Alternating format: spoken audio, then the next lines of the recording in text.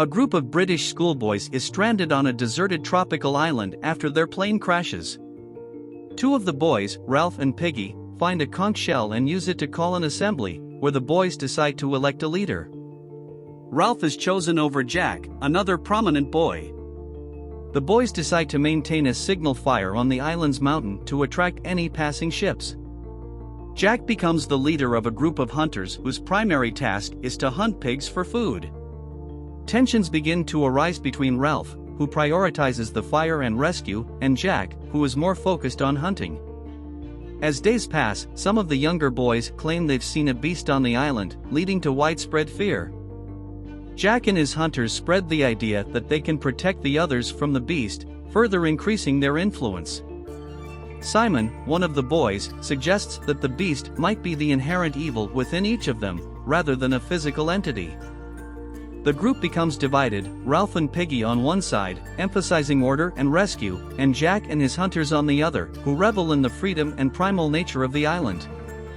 Jack's group becomes increasingly savage, applying face paint and conducting ritualistic hunts.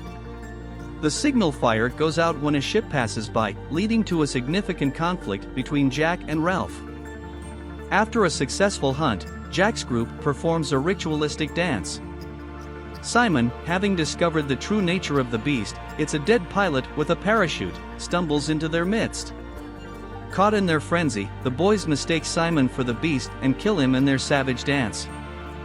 Jack's group becomes more violent, stealing Piggy's glasses to start fires. In a confrontation between the two factions, Roger, one of Jack's followers, releases a boulder that kills Piggy. Ralph, now an outcast and hunted by Jack's tribe, witnesses the complete breakdown of order and civilization on the island. As the forest is set ablaze in an attempt to smoke Ralph out, a naval officer arrives on the island, having seen the smoke. The boys are rescued, but they are confronted with the realization of their actions and the loss of their innocence.